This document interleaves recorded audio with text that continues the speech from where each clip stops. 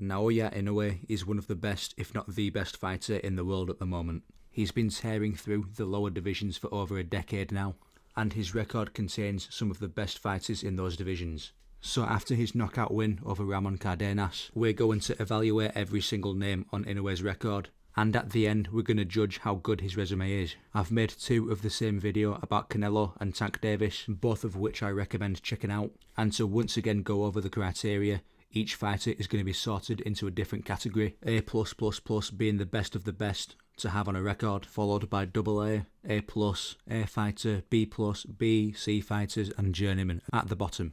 The way most of these videos go, we tend to skip the first 10-20 opponents on a fighter's record, but with Inoue, the only D-level opponents on his record are his first 2 opponents, Krison Omayao and Bunam Thamakun, and every opponent from that point onwards is worth talking about in some way. When I did the Tank Davis video, his first 16 opponents were not worth mentioning. The first notable name on Inoue's record was Yuki Seno, 17 wins and 2 losses. He never did anything outside of Japan, but he was good enough in the domestic scene to be a C-level opponent. Inoue's next opponent was Ryoichi Taguchi, one of 3 fighters to take Inoue the full distance. At the time Inoue fought him, he hadn't done much, but afterwards he'd done some quite impressive things. Went to a draw with Carlos Canizales in 2016. If you know Canizales, he's an absolute monster in the 108-pound division, then knocking out Roba Barrera, and going to a very close decision versus IBF champion Heki Budler, then being reasonably competitive versus Kosei Tanaka, who's a 4-weight world champion. I think it's fair to put Taguchi as a B+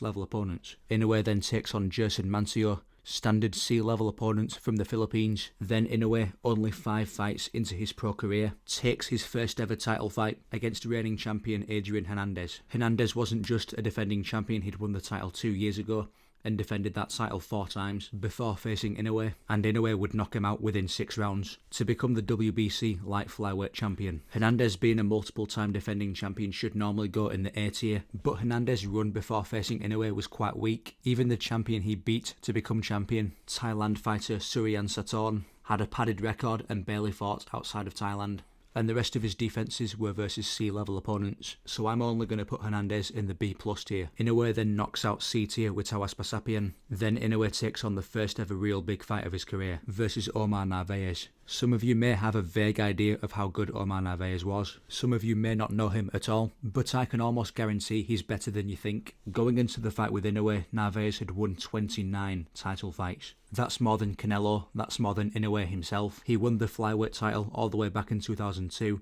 versus Adonis Rivas, then defended that title a consecutive 16 times, which puts him in the top 15 for the most consecutive title defences in history. Still undefeated, he moved up to super flyweight, won the vacant title versus Everth Brikendo, and got some great wins in that division, including 20-0 Cesar Seda, until eventually, after 3 defences, moved up to bantamweight to face Nonito Donaire, the unified bantamweight champion who would give Narvaez the first defeat of his career by decision. Narvaez then simply went back down to super flyweight and defended that title another 8 times, including 2 wins over Felipe Orokuta, and knocked out David Carmona before facing Inoue. Going into the Inoue fight, Narvaez had never been knocked down and had about 20 times more experience than Inoue did, which is why it shocks a lot of people when Inoue knocks down Narvaez in the first 30 seconds of the fight, and then proceeded to knock him out in the second round with a body shot to become the super flyweight champion. This achievement definitely goes overlooked on Inoue's record. The question is, where does Narvaez rank on the criteria? On paper he should be at least A++ with the amount of title defences he has, but Narvaez was definitely on the slide by the time Inoue fought him, as shown by how close both fights with Felipe Orokuta were. So fans did recognise going into the fight it was an old version of Narvaez. I'm going to put Narvaez as an A+ win. I think the manner of which Inoue beat him is more impressive than the name itself, because to demolish a guy like that in 2 rounds is such a ridiculous achievement. Then Inoue would take a massive step down versus Walito Parenas, a C-level fighter. Then Inoue took on David Carmona, the second person to take him the distance. The main reason this went the distance though is because Inoue broke his hand mid-fight, but Inoue still won. Carmona was a decent opponent. He gave a tough fight to Carlos Cuadras immediately after fighting Inoue. I think he's a B-level opponent. Inoue then takes on a series of C-level fighters, Karun Jarupianlid, Kohei Kono and Ricardo Rodriguez, before Inoue went to America for the first time to take on Antonio Nieves. Nieves was decent, went to a split decision versus Nikolai Potapov, and went to a draw versus future champion Alejandro Santiago. Inoue then knocked out another C-level opponent in Juan Boyu. Then Inoue finally made the jump to bantamweight to face Jamie McDonnell. McDonnell is definitely an underrated name on Inoue's record. He'd won the bantamweight title years ago versus 26-0 Julio Ceja, then got 2 wins at bantamweight over Tomoki Kameda. Then Inoue knocked him out inside a single round. Similar to Adrian Hernandez, he should normally go in the A tier at least, but his title reign was not that strong. Out of his 3 big wins, Ceja and the 2 fights versus Kameda, Ceja was a close majority decision, and I thought he lost both fights versus Kameda, so he's going to go in the B+ tier, but he's on the verge of being A. Inoue then enters the World Boxing Super Series in the first round versus Juan Carlos Payano. Payano was respectable, beat Rau'shee Warren, Mike Planier. I'd say he's a B-level fighter, and Inoue used him for the best knockouts of his career. Then in the semi-finals of that tournament, he takes on Emmanuel Rodriguez. Rodriguez had won the vacant IBF title versus Paul Butler, then won the quarterfinals of the tournament versus Jason Maloney, and Inoue would knock him out in 2 rounds. Manny's title reign was short-lived, but it's what he did afterwards that makes the win more impressive. He'd beaten the undefeated Gary Antonio Russell, earned his way to a vacant title fight versus Melvin Lopez, and won the fight, making him a 2-time champion. You can make the case for A+ for Manny Rodriguez, but because of how short-lived both title reigns were, I think A is the place for him. Then Inoue takes on the legend Nonito Donaire in the final. Needless to say, Donaire has a great record, dating back to when he upset Vic Darchinyan in 2007, knocking out Maruti Umtalani, Raul Martinez, and being the first to beat Omar Narvaez, as mentioned before. All of Donaire's losses at that time came versus fighters who were above his natural weight class. Frampton and Walters were all the way at 126, so he'd never actually lost at 118. Inoue and Donaire would put on one of the best fights of the decade, and considering that Donaire is still Inoue's hardest fight, I think it's fair to put Donaire as an A++ opponent. Inoue then returns a year later to face Jason Maloney. You can make a case for Maloney winning that fight versus Rodriguez. Since then, he went back to Australia and got some wins there, before facing Inoue, who'd take him out in 7 rounds. Same situation as Manny Rodriguez. Once Inoue moved up, he'd taken the opportunity to fight for a vacant title, which he would do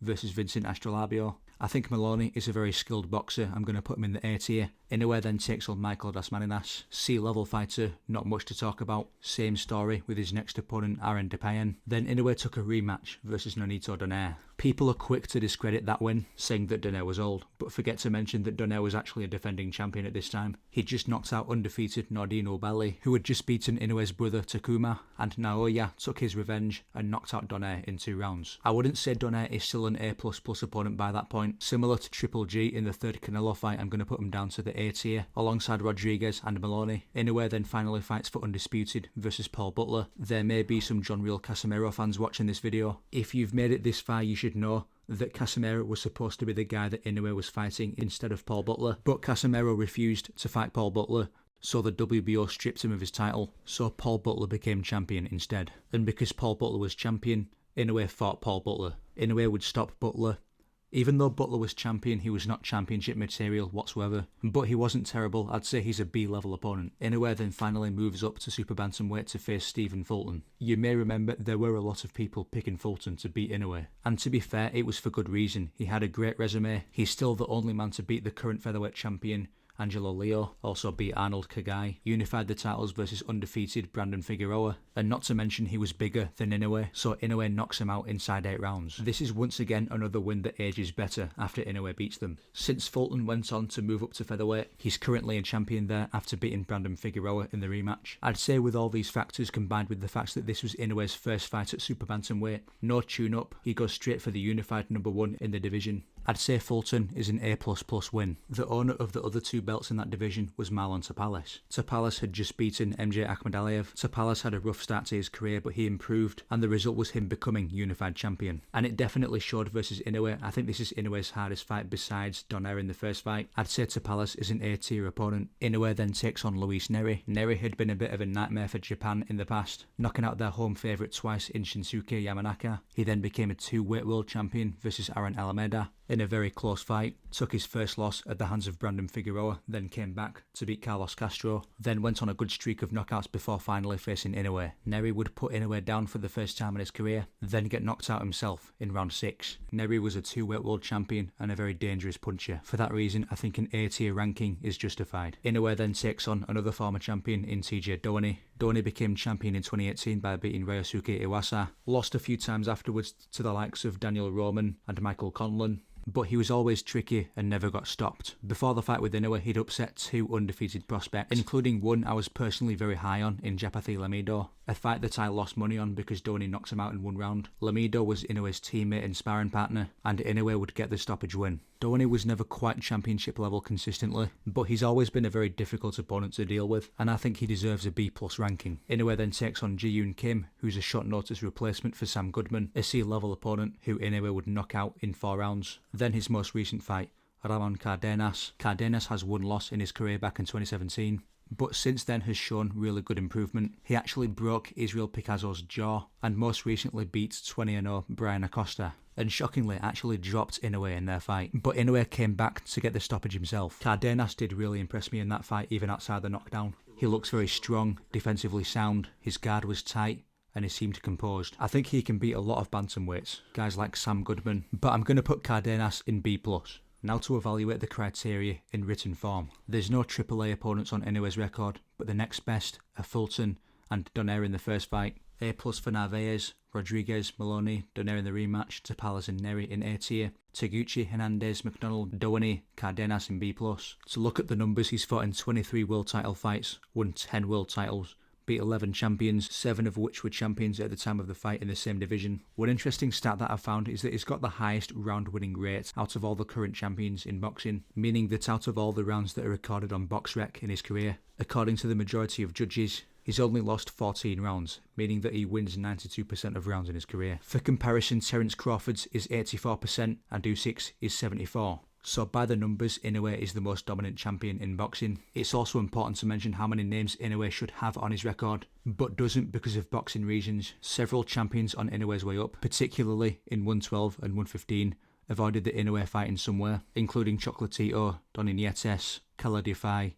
and Casemiro. There's even more than this, and it's complicated to get into the reasons why. Another interesting stat that I've found is that Inoue has never been outlanded in any way, in any category, according to CompuBox stats. And I don't just mean he's never been outlanded in general, I mean he's never been outlanded in any category. So no one's landed more body shots, jabs, power punches, anything on Inoue. The closest it ever came was versus Donaire in the first fight, where they were tied 51-51 on body shots. For comparison, guys like Crawford and Usyk have been out jabbed or out power punched before. Canelo's been out punched in general several times. So outside of his resume, Inoue by numbers is the best boxer in the world. So to actually evaluate his resume, it's not quite as good as Canelo's, but it's certainly up there, and it's better than Tank Davis's for sure. He's at least top 5 for resumes right now. And that's going to do it for the video.